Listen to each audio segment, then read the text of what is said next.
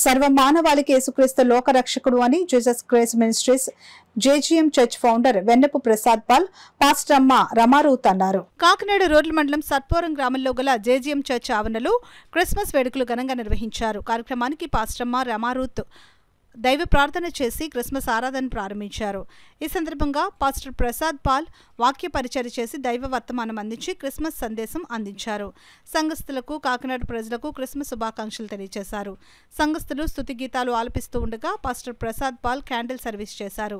Christmas పండుగను పురస్కరించుకుని పేదలకు, ఒంటరి మహిళలకు రగ్గులు పంపిణీ చేశారు. కార్యక్రమంలో పాస్టర్ ప్రసాద్ పాల్ కుమారుడు శ్యామ్, సంతోష్, ఫౌండేషన్ సభ్యులు, సంఘ పెద్దలు పాల్గొన్నారు.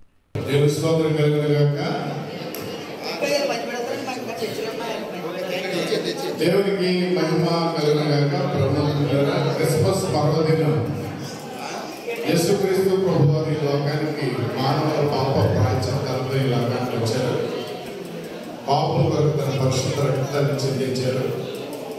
లేఖనాల ప్రకారం ఆయన మరణించి సమాధి చేయబడి మళ్ళీ తిరిగి 3వ రోజు మృత్యుంజయుడిగా లేచారు. ఆయన నమ్ముకుంటే పరలోక రాజ్యం నిత్య జీవం ఇస్తానని సెలవిచ్చారు.